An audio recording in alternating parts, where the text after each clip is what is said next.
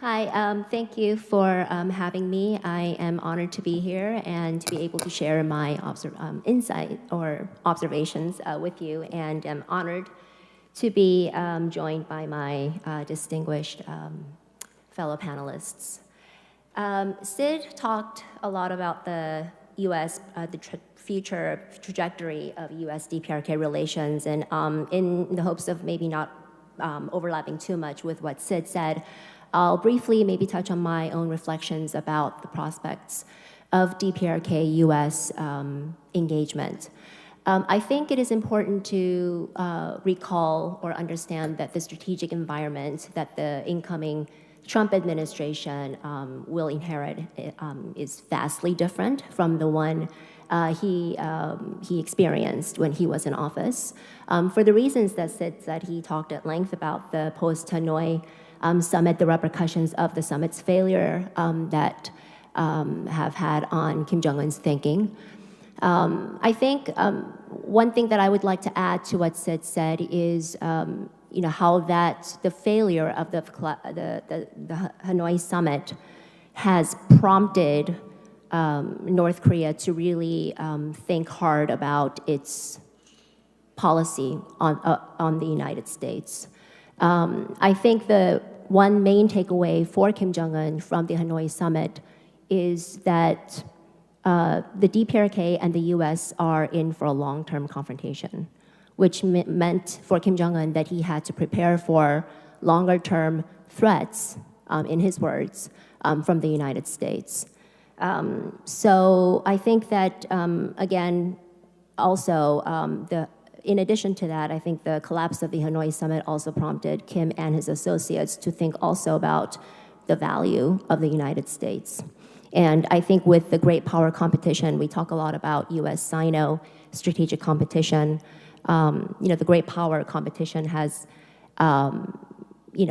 influenced or impacted Kim and his associates' thinking about the U.S., how they perceive the U.S. leadership on the global stage, the perceived waning leadership of the United States on the global stage, which I think also fed into North Korea's foreign policy reorientation that in September 22, in his speech to the North Korean National Assembly, he basically renounced his policy of more than 30 years of normalizing relations with the U.S. through denuclearization. In that speech that I referred to, he essentially renounced or declared that there would be no denuclearization. There was one if clause in there. He said that if his denuclearization nuclear policy were to change, the world has to change, and the political and military environment in Northeast Asia has to change. And based on what he said about no denuclearization in that same speech and the past statements from the DPRK about the U.S., that basically amounted to, in my opinion, the removal of U.S. extended deterrence from the region. So going back to prospects then for U.S. DPRK engagement in the future, any prospects for any nuclear negotiations between the two countries in the future, I think for any substantial progress to be made between the two countries, the Trump administration would have to offer a shockingly different deal, which then goes back to my point earlier about North Korea's thinking, the condition for resuming nuclear negotiations and even for making substantial or even any meaningful progress, which is removal of extended deterrence.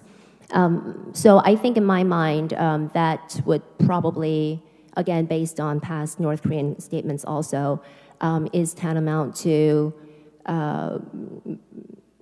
the withdrawal of U.S. forces from Korea, if not complete withdrawal, a substantial reduction of the forces, and a complete stop to the joint drills between the United States and South Korea. I think maybe perhaps if those two conditions were met, then those would perhaps be enough for North Korea to at least engage in and make some progress in nuclear talks. But Other than that, I'm having a hard time thinking what else would entice North Korea back to the table, number one, and actually make it possible for the nuclear talks to make any substantial headway. So moving then, I talked about foreign reorientation of North Korea. So when we talk about North Korea's foreign policy reorientation, I think we do have to talk about Russia, DPRK-Russia relations, which is the second point of my talking points. There's a lot of questions still, I think, about whether the DPRK-Russia relationship is a transactional, commercial, tactical relationship that will not outlast the war in Ukraine, or whether it's a longer-term strategic relationship. I don't think anybody can say what the actual outcome will be. In fact, I highly doubt that Kim Jong-un and Putin themselves know what the outcome of this relationship will be. But as a North Korea expert, just looking at this from Kim Jong-un's point of view, I think that North Korea's intention is definitely longer-term and strategic. We talk a lot about the immediate benefits of the war, right? The DPRK-Russia relationship for North Korea. We talk about the cash, we talk about the wheat and oil supplies from Russia, we talk about the possible transfers of sensitive military technology from Russia to North Korea. We talk about, since the news about North Korea sending troops to Russia, we talk about also the real battlefield experience that North Korea may be getting by sending troops to the war front.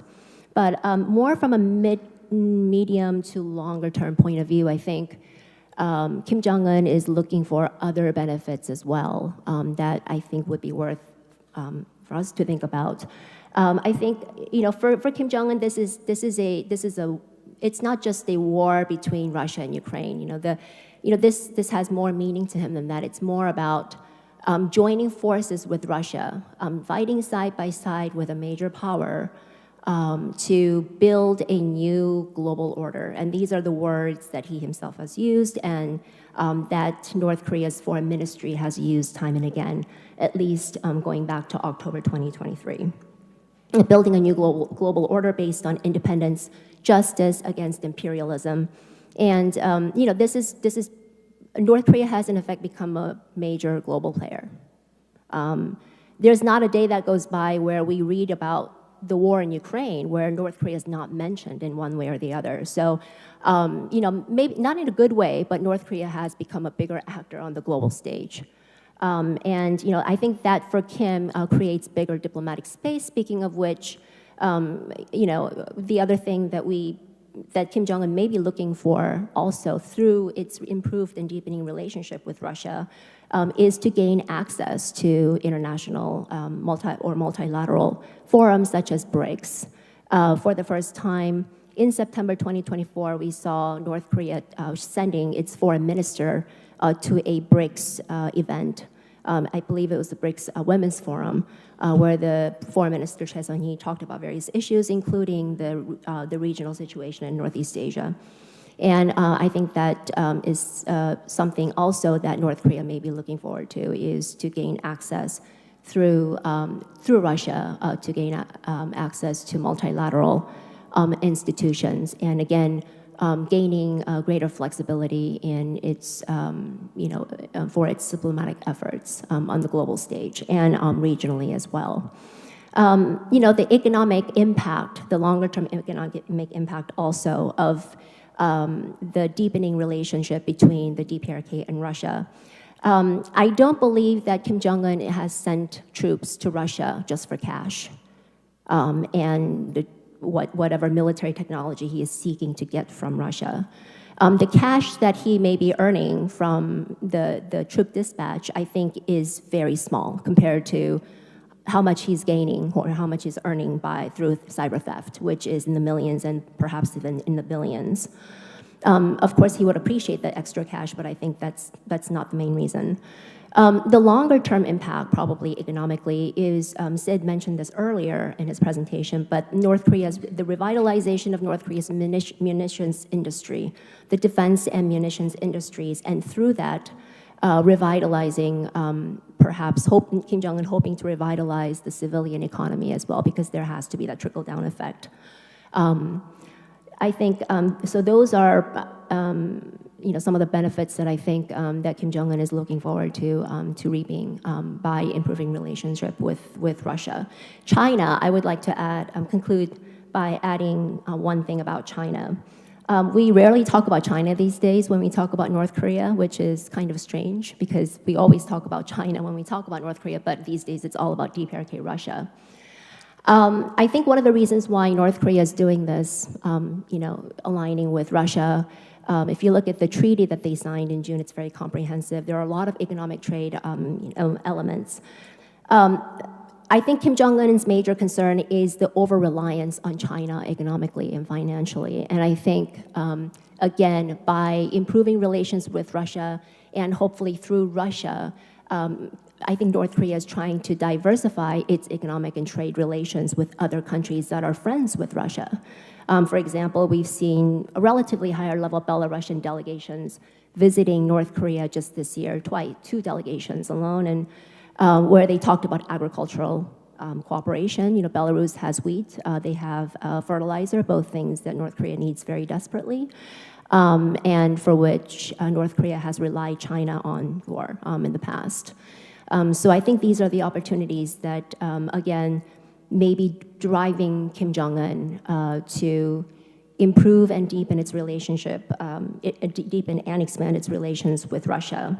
And what impact this might have on DPRK-China relations and China's leverage over North Korea, I think is something to think about, because this relationship between the DPRK-Russia, I think, has had an impact in the way that North Korea is approaching China. The two countries' relationship has been strained over the past 1 year. There is hardly any exchange between the two countries. It's all about Russia, Russia, Russia, and North Korea's state propaganda.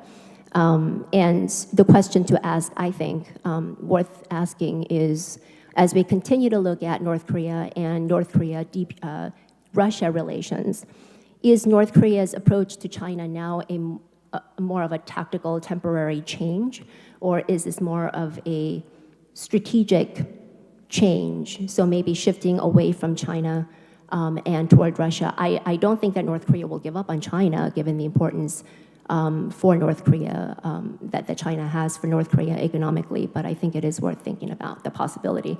Because as I like to say that when we talk about North Korea-Russia relations, we have to be a little bit creative and imaginative, because 3 years ago, we would not have imagined talking about DPRK-Russia relations. We would not have conceived of this relationship coming this far, or even Kim Jong-un sending weapons and troops. So I'll leave it here. Thank you.